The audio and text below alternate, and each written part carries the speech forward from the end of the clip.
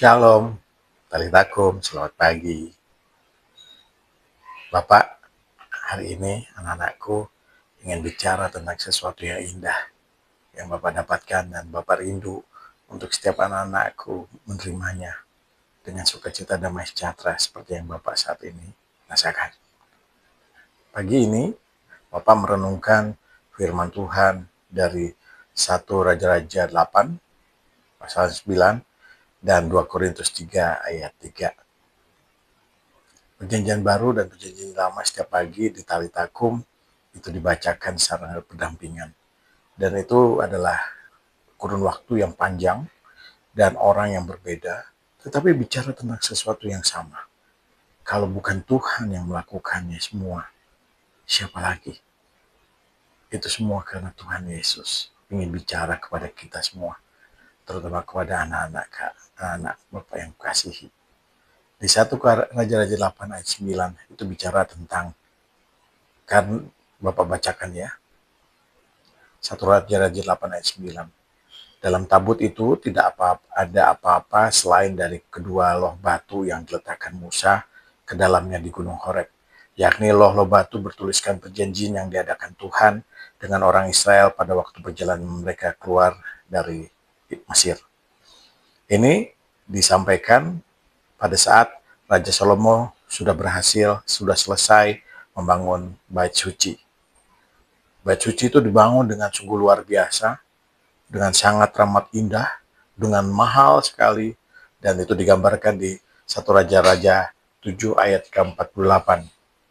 Salomo membuat segala sesuatu, perlengkapan yang ada di rumah Tuhan, mesbah, meja, tempat roti, kandil, kemudian kembang-kembangnya, lampu-lampunya, terus kemudian bokor, cawan, semuanya, bahkan engsel pintu-pintunya itu semuanya dari emas.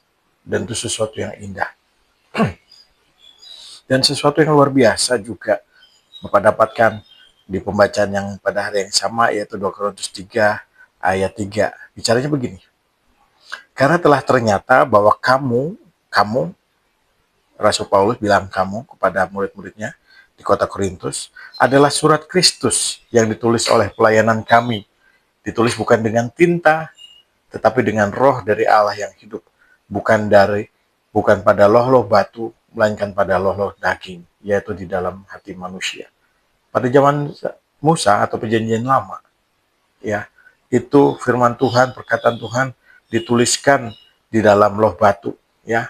Ingat ya, dan komandemen itu di Gunung Sinai, Tuhan ngomong sama Musa, dan akhirnya apa yang diomongin Tuhan, 10 perintah Allah itu ada di loh batu, ya.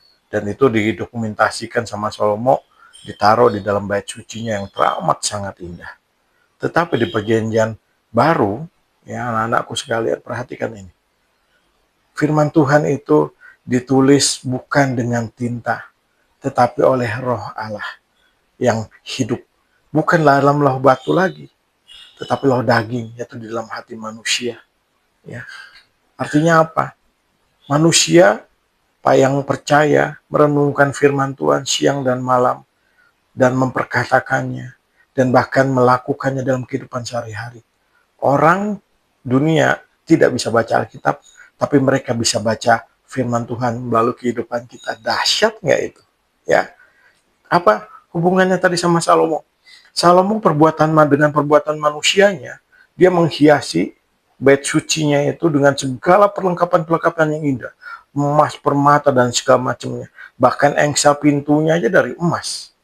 Tetapi satu hal yang luar biasa.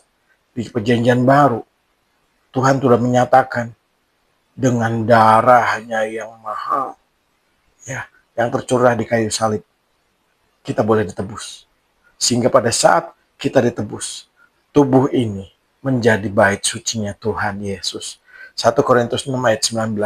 Tidak tahukah kamu bahwa tubuhmu adalah bait Roh Kudus yang diam di dalam kamu. Roh Kudus yang kamu peroleh dari Allah. Dan kamu bukan milik kamu sendiri. Dahsyat nggak? Di dalam kita ini ada Roh Kudus. Zaman Salomo dulu, bait suci Allah dibangun dengan demikian indahnya. Walaupun dengan demikian indahnya, tidak sembarangan orang boleh masuk. Bahkan Raja Daud aja bilang, Di pelatarannya dia bangga. 1 hari di pelataran lebih berharga dari 1.000 hari di tempat yang lain. Artinya orang biasa, bahkan raja itu hanya bisa di pelataran. Yang bisa masuk ke bait suci itu, ruang kudus, hanya imam-imam. Dan maha kudus, ruang maha kudus, tempat tabut itu sendiri yang isinya loh batu. Itu hanya imam besar, itu pun hanya waktu tertentu. Tetapi saat Tuhan Yesus mati di kayu salib untuk menebus dosa kita, kita yang gak layak, seharusnya kita menanggung dosa, upah dosa adalah maut. Harusnya kita yang mati. Tetapi dengan kasih Yesus Kristus, dia menggantikan kita yang mati, yang harusnya mati. Dia menggantikan kita.